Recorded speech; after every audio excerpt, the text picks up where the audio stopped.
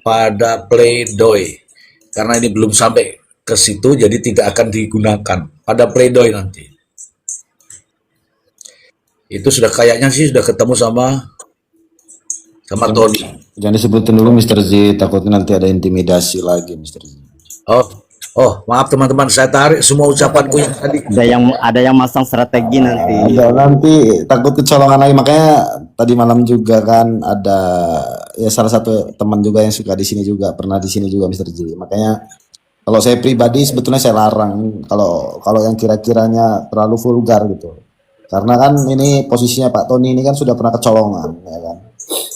Itu makanya karena bahasa dia tadi malam masih banyak gebrakan-gebrakan tapi belum waktunya Mr. Z. Nanti bakalan di ini. Saya percaya itu tuh. Kemarin pas ngeluarin video-video yang tanggal 16 Mei itu, ini jangan-jangan orang simpenannya banyak nih.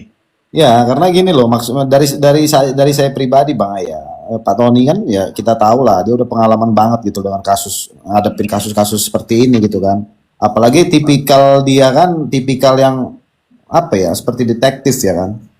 Langsung investigasi langsung turun ke lapangan langsung gitu.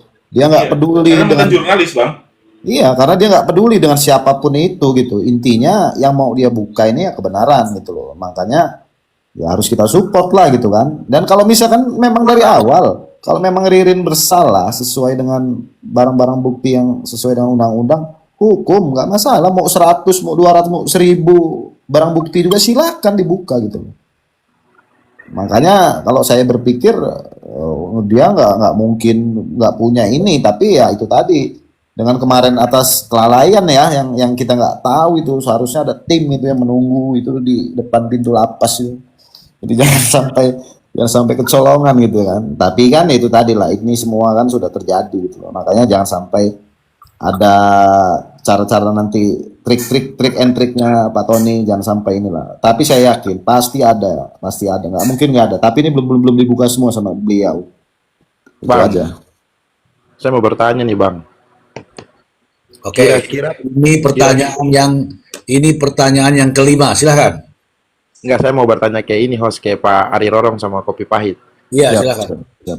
Kira-kira di belakang layar saat podcast dengan Pak KDM, Pak Tony RM ini menjelaskan nggak informasi terkait dengan konspirasi besar di belakang? Kalau untuk ya mungkin ya kita kan karena kita nggak tahu nih Bang Pace ya. Untuk apa pasti Pak Tony tahu pasti. Sedikit banyaknya tapi nggak semua gitu. Nggak semua yang harus disampaikan gitu karena ya kita nggak tahu juga kan, kita nggak bisa percaya sama siapapun gitu loh Bang Pace. Karena itu kan strategi itu ya, strategi. Kita bisa bicarakan yang kira-kiranya sudah publik tahu gitu loh. Tapi kalau yang ibaratnya peluru-peluru itu ya nggak bakalan gitu, yang kira-kiranya bakalan mau menjerumuskan dia sendiri gitu loh. Sedangkan dia juga tahu gitu loh bahwa yang dia hadapi ini dua tembok besar gitu loh, dan belum yang lain-lain ya kalau menurut saya. Borong. Berarti Pak KDM juga nggak bisa dipercaya dulu nih untuk sementara. Borong.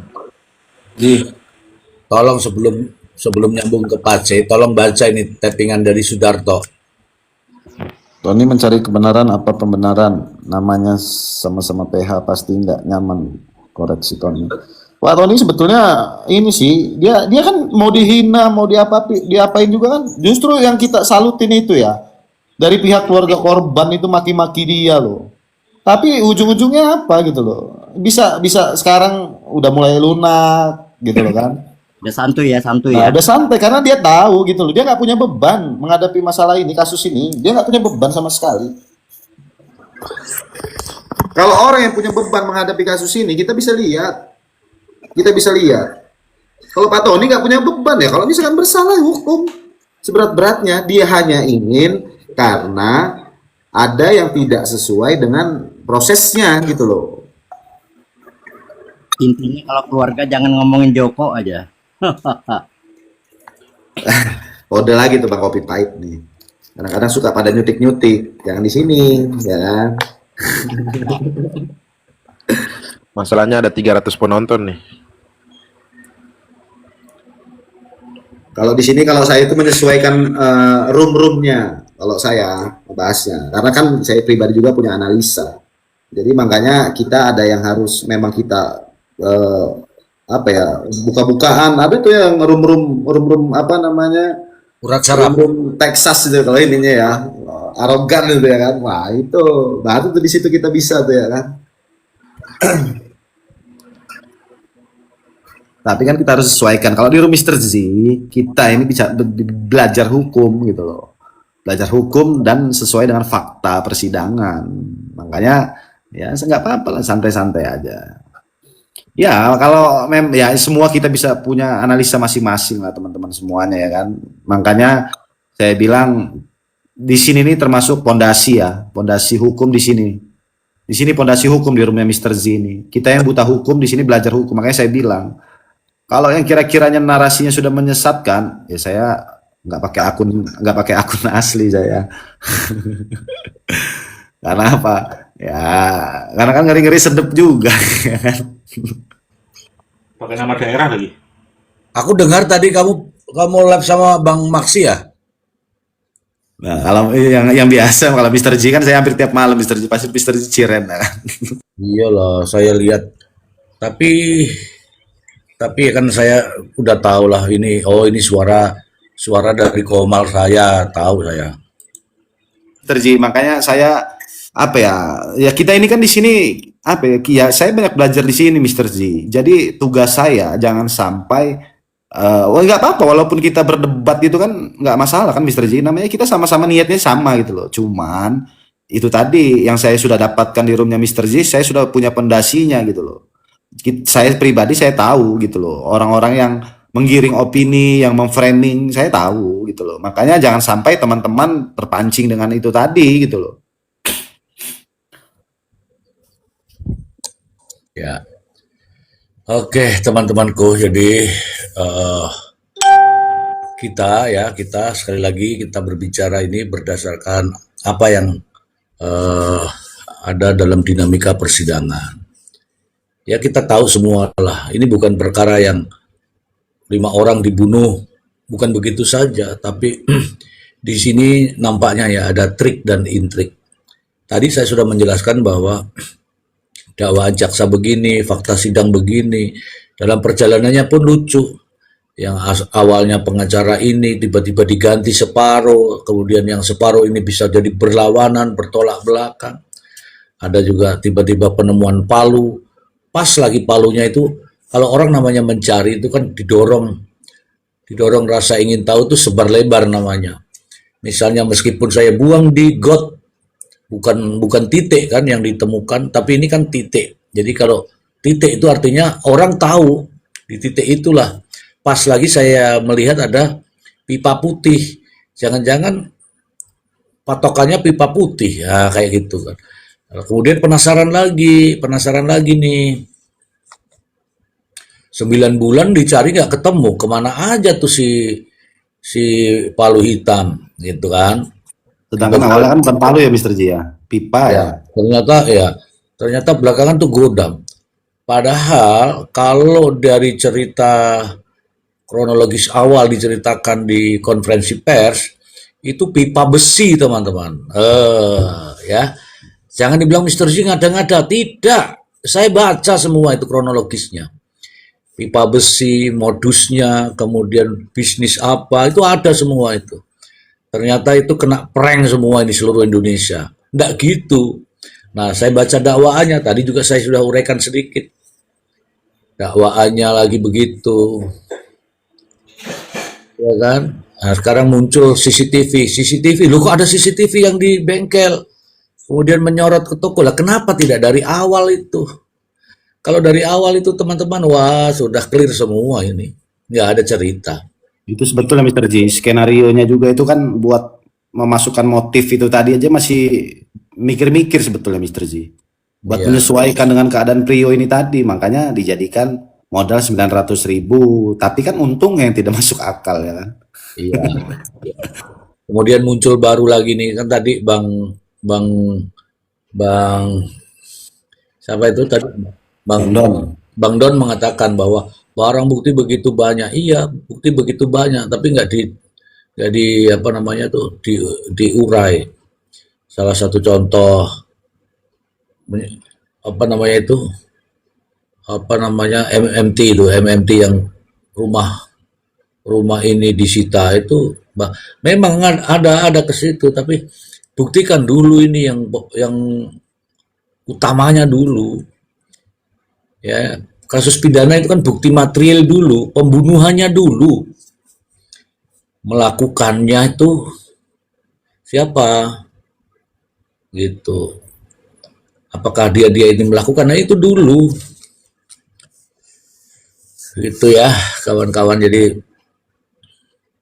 banyak trik dan intrik di sini.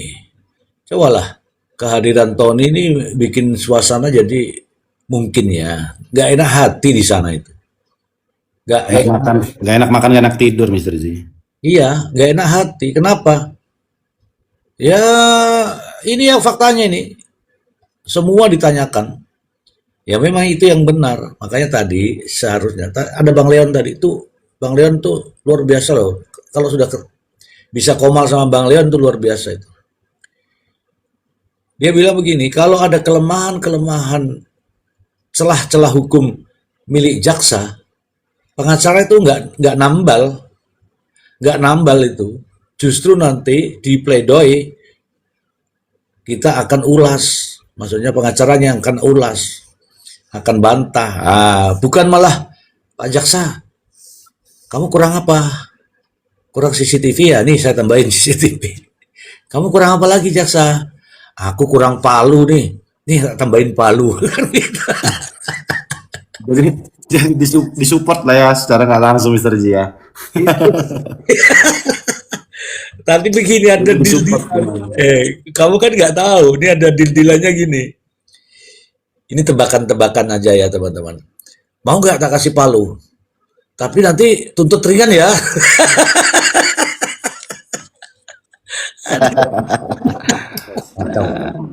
Ya itu. Iya. Makanya kan saya pernah selalu bilang, kita ini kadang-kadang mau nyari kebenaran, mau minta keadilan, justru lawannya itu tadi yang bikin berat gitu, Mister Z. Aduh. Iya kan. Jadi apapun itu ya teman-teman, ini tak kasih tahu nih sebelum kita tutup ya. Kita ngobrol dulu sedikit. Apapun itu yang terjadi Mister Z, kawan. ada Bang Agil nih, info dari Pak Tony katanya. Naik Bang Agil. Mana Bang Agil? Nggak ada, nggak minta naik Bang Agil. Itu nggak hadir besok katanya ahli. Dapat info dari Pak Tony kalau besok ahli nggak jadi hadir, semua alat bukti akan dibantah di pledoi. Mantap. Aku tadi itu baru saya bilang kan. Ada Ini tadi gara-gara Mr. G ngomong deal-dealan tadi nih kayaknya. Gas Bang Agil. Bukan nggak hadir sih. Pada nggak mau kayaknya bang. Tidak menemukan yang apa sih? kredibilitas. Saksiannya bener. Ya Pak Tony tadi chat saya juga, saya tanyakan, Pak kira-kira besok gimana ahli akan datang atau tidak? Itu balik lagi ke JPU Mas katanya. Ya kalau nggak datang ya nanti kita bantah di pledoi. Seperti itu keterangannya. Oh belum confirm Semua ya? alat buktinya akan dibantah di pledoi. Itu keterangan dari Pak Tony. Tadi WA saya. Berarti JP mampu. Bang Agil, info ini tadi dari Pak Ruslandi apa itu tadi? Dari Pak Ruslan 5 ya, kalau untuk Rio kan sedang diusahakan LPSK tuh, tinggal nunggu tuh perihalnya, perihal LPSK-nya itu loh Bang Ari. Terus ya tetaplah Pak Ruslandi tetap dengan keyakinannya gitu kan, dengan sesuai dengan bukti yang ada sampai saat ini kan tidak ada keterlibatan tersangka lain. Ya seperti itu, ya sama-sama bertanding dalam persidangan. Sama-sama membela hak hukum dari kliennya masing-masing. Iya. Gitu. Berarti ada kemungkinan juga diundur karena ada faktor LPSK juga mungkin ya. Aduh.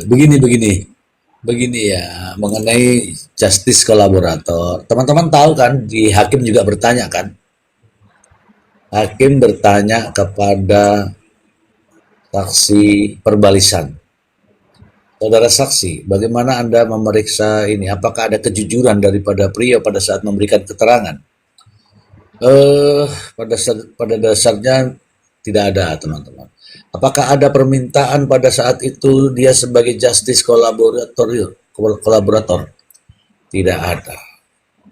Padahal di dalam KUHP itu memang betul itu tadi pertanyaan hakim itu terkait dengan justice kolaborator itu tidak tidak pada persidangan, tapi sudah nampak pada proses penyidikan. Pakat ya, kemarin kita sudah ulas, Oke, oke. mulai dari permintaan sebagai saksi mahkota, saya mau jadi saksi mahkota, saya akan menceritakan semuanya. Itu juga sudah disetujui. Kalau di awal memang minta itu, tapi kan tidak ada sama sekali. Dan pengacaranya siapa pada saat itu? Kan ada, teman-teman tahu. Oke, itu ada pertanyaan di hakim, ada di VT saya buat itu. Nah, kalau tidak ada justice kolaborator, karena memang waktunya juga, ini saya mau bilang ya, tidak memenuhi syarat. Tapi yang namanya minta itu boleh-boleh saja bahwa saya sudah ke sini, ini buktinya, saya ngajukan surat, itu buktinya. Surat itu diterima, teman-teman. Tapi apakah itu disetujui? Nah, itu harus memenuhi persyaratan. Satu saja yang ini Bang Agil nanti pakai bahasa ini di komal-komal boleh. Satu saja syarat yang harus dipenuhi adalah salah satunya adalah sudah kan apa sih justice kolaborator itu kan bisa begini.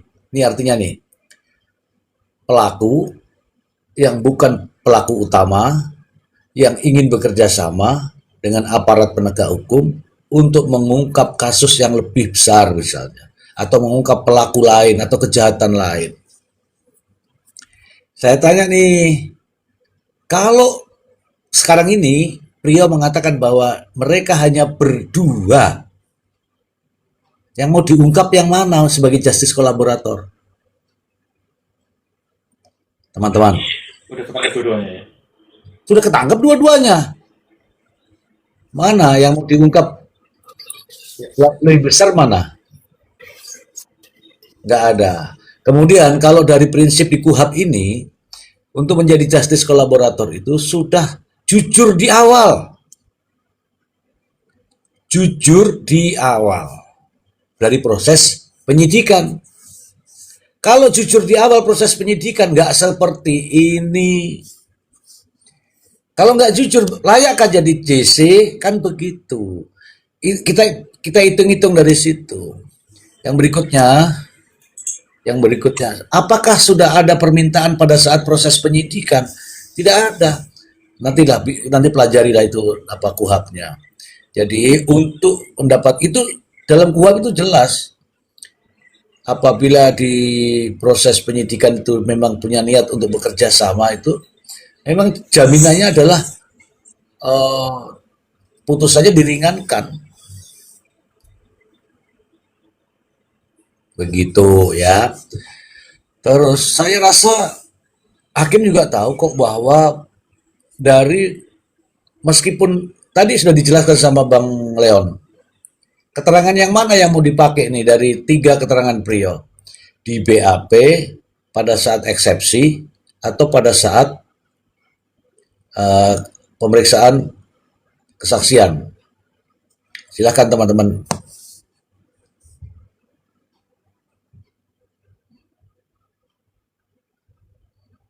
Ya, silakan teman-teman berpikir. Jadi tiga-tiganya ini semua disampaikan kepada hakim. Hakim itu pasti akan bertanya, sing ndi ta sing bener iki? Sing bener iki? Nah, yang benar adalah yang berkesesuaian. Nah, terus yang sebelumnya gimana? Nah, itulah yang dinamakan inkonsisten. Syarat untuk jadi justice kolaborator adalah konsisten.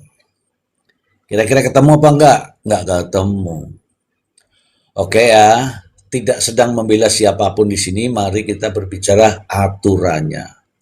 Saya pribadi tidak ada hubungan dengan mereka-mereka, yang saya baca adalah fakta-fakta persidangannya. Tapi kalau ada yang nyolot nyolot karena kebencian, benci sama saya, itu sah-sah saja, nggak apa-apa. Ya nggak apa-apa. Tapi kalau sudah dijelaskan ya mudah-mudahan paham lah ya. Gagal. Makanya ada viti-viti yang bilang itu perang-prank itu benar itu sebenarnya itu. Hanya kan saya nggak mau nimpali. Yang ada itu sekarang begini, kawan-kawan. Jujur ya, dua terdakwa ini sudah didampingi oleh siapa namanya itu tadi, Tony. Ada nggak janji Tony untuk justice kolaborator kepada mereka itu? Padahal ada peluang itu. Kalau menurut dua orang ini kan katanya akan ada 4 nama lain. Artinya apa? Ingin mengungkap kejahatan ini semakin lebih besar.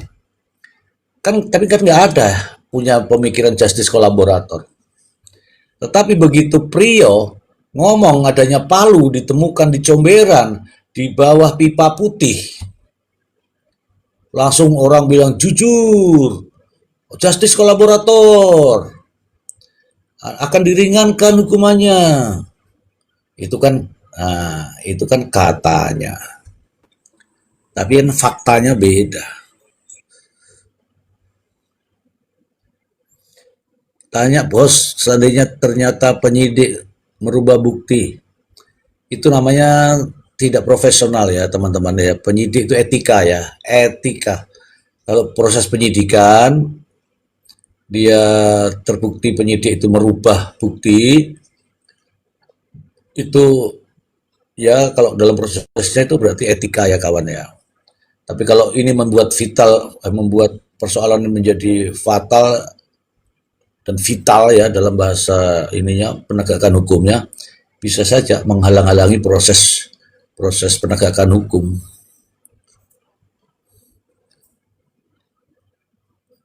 Udah ya kawan ya, ini terus ini ada kabar apa ya? Kabar breaking news ya, kabar breaking news. Kabar breaking news. Aku itu nggak percaya namanya MBG. Makan bergizi gratis. Aku udah pernah bilang, tapi kan faktanya kan sulit untuk dihentikan. Nah sekarang ini sudah kelihatan nih, mulai dari pucuk pimpinan, ini korupsi semua itu. Dan bahkan nih ada yang menjadi GC, menjadi GC di sini. Pak siapa itu menjadi GC kan? Sudah menyebut beberapa nama itu, gila ya. Oke lah teman-temanku, sampai ya Bang Ai. Kalau kasusnya nggak tanya yang tadi ini menarik karena yang saya dengar yang jadi GC itu yang porsinya paling gede itu Mr. C, katanya begitu. Kalau porsi paling gede kan harusnya pelaku utama Mr. C, walaupun dia bukan paling atas.